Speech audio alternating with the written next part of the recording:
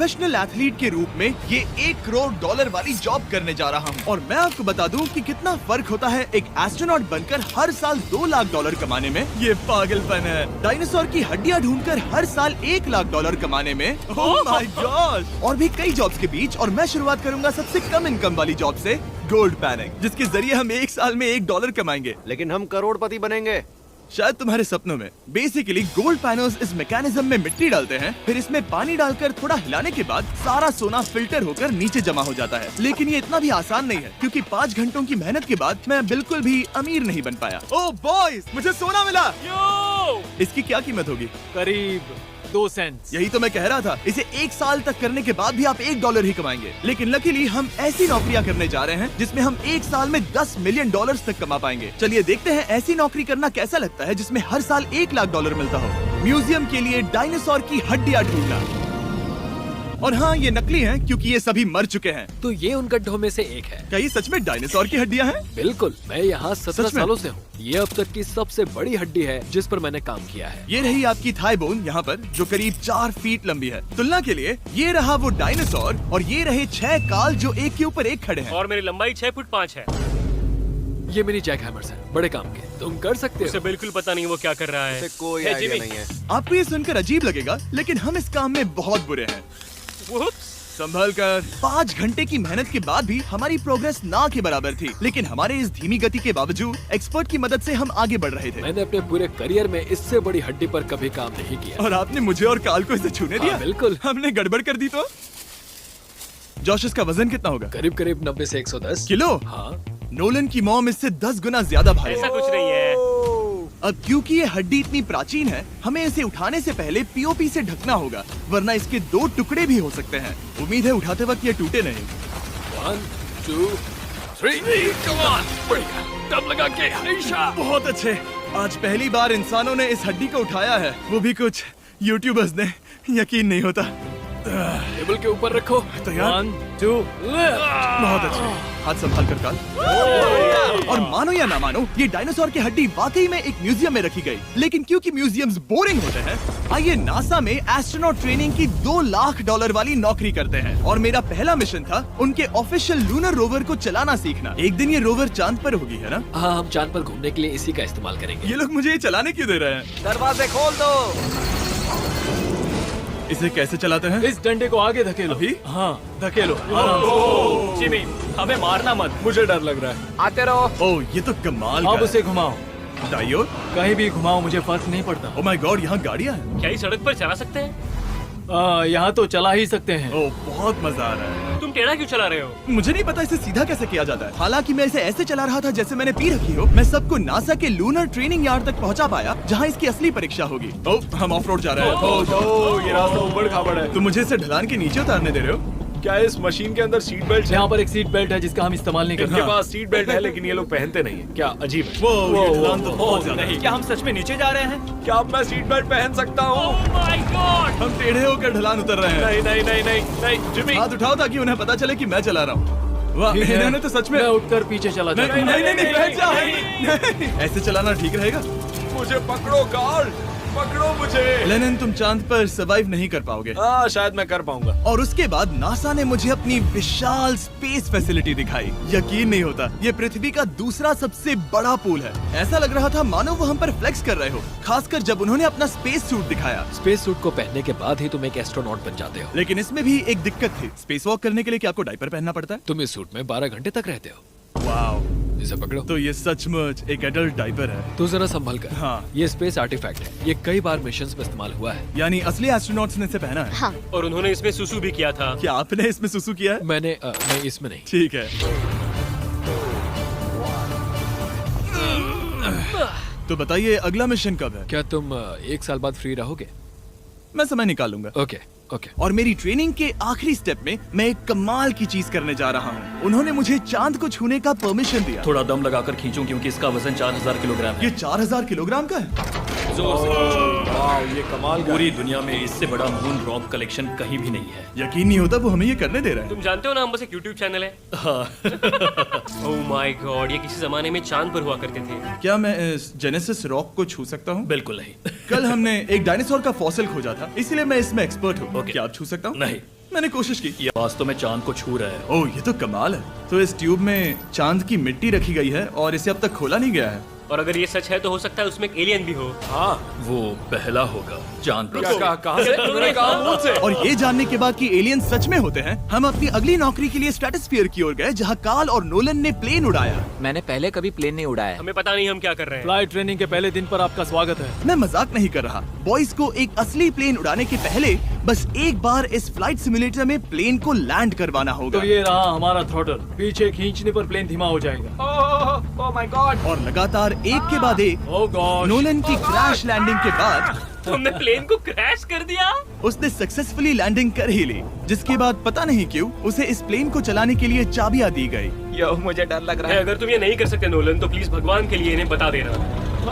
Oh my God, मैं एक plane उड़ाने वाला हूँ।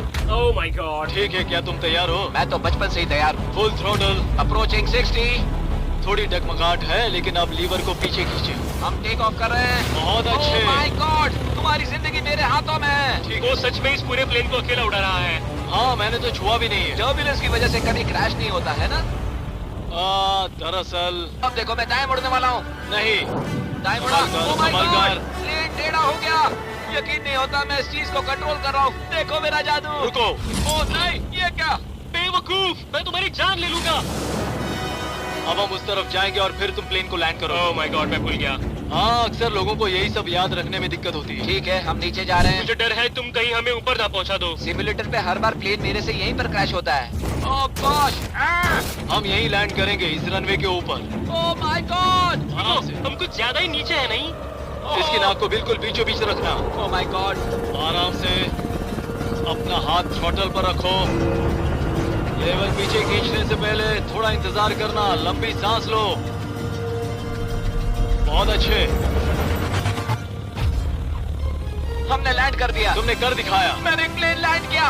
Oh my God. इससे काम मैं नहीं कर पाऊंगा, लेकिन हम जिंदा हैं। तुमने मुझे नहीं मारा। मैं हैरान हो गया जब मुझे पता चला कि आप हर साल 10 लाख डॉलर कमा सकते हैं हैंड मॉडलिंग में, लेकिन सिर्फ तभी जब आप दुनिया के सबसे महंगे हैंड मॉडल्स में से एक हो। ये लोगों को अपने हाथों की तस्वीरें लेने की परमिशन देकर एक डॉक्टर की सैलरी से 5 गुना ज्यादा कमा लेती है। और इनका रेज्यूमे कमाल का है। इन्होंने लगभग हर जाने माने ब्रांड के लिए हैंड मॉडलिंग की है। इन्होंने अपने हाथों के लिए 10-10 लाख डॉलर का इंश्योरेंस भी कराया है। मैं ये आपको काम बहुत करते हुए देखना मजेदार चाहता हूँ। जॉब सबसे है। पहले इन्होंने हमारे हाथों की जांच की। मुझे पता नहीं था कि आज वो दिन होगा जब मुझे नई इनसिक्योरिटीज मिलेंगी। ओके, तो सबसे पहले तुम्हें अपने नाखून साफ करने होंगे। Of course. सही कहा। मतलब मेरे तो बेकार ही हैं। ये लो। देखो काल की तुलना में यहाँ कितने ज्यादा बाल क्या है। मैं इससे पैसे बना सकता हूँ? कार के हाथों का टेक्सचर तुम दोनों से थोड़ा ज्यादा अच्छा है।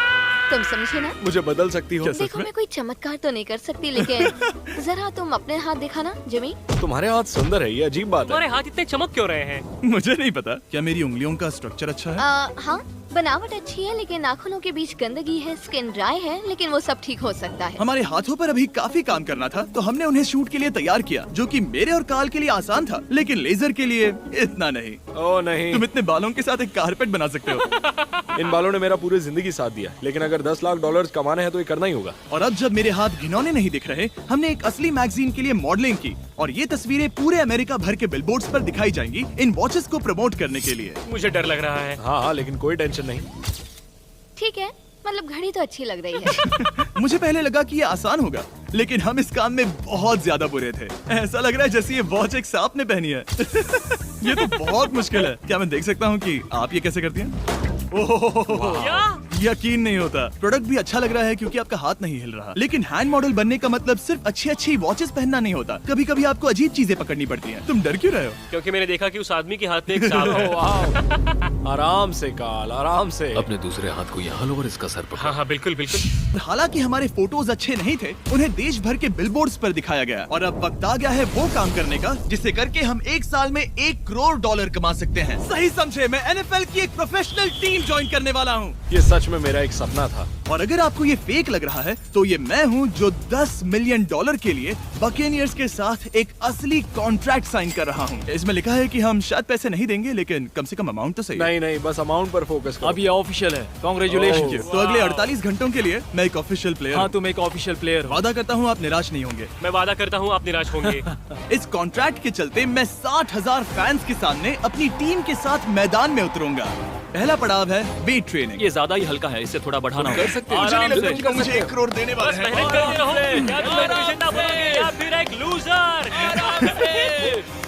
ये लोग एक NFL प्लेयर के ऊपर बहुत ज्यादा बिल्कुल चिल्लाते सही हैं। कहा। इसे वहां सेट करो जहां तुम्हारी टीम का सबसे ताकतवर प्लेयर सेट करता है। पता नहीं मैं एक भी कर पाऊंगा या नहीं।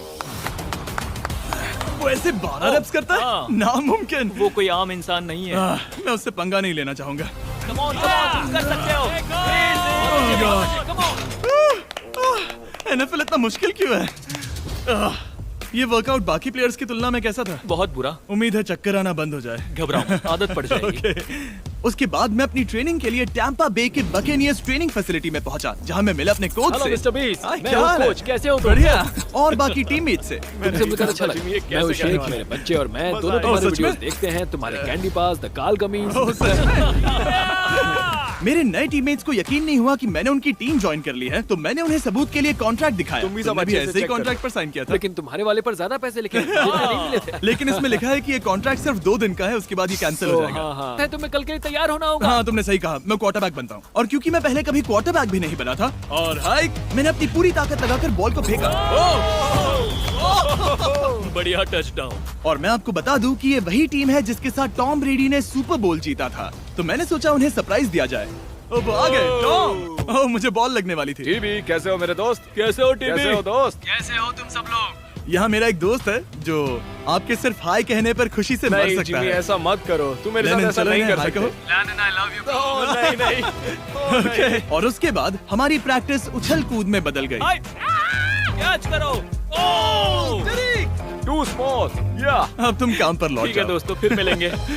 लोगों को अभी भी मेरे 2 दिन के कॉन्ट्रैक्ट को लेकर कुछ सवाल थे, तो बक्स ने मेरे लिए एक प्रेस कॉन्फ्रेंस बुलाई। कल बहुत ही बड़ा दिन है, तो कोई बेतुके सवाल मत पूछना, ओके? क्या ये एक पब्लिसिटी स्टंट है? आप यहाँ पर क्यों हैं? सिर्फ बेस्ट वीडियो बनाने के लिए। हाँ, ये एक पब्लिसिटी स्टंट है। मैं सच में एक NFL प्लेयर नहीं हूँ। जिमी, इस नए टीम का हिस्सा बनकर कैसा लग रहा है? बहुत अच्छा। सच कहूँ तो मुझे पता नहीं था कि ये लोग मुझे इतना पसंद करेंगे। कल तुम कितने टाइम तक खेल पाओगे?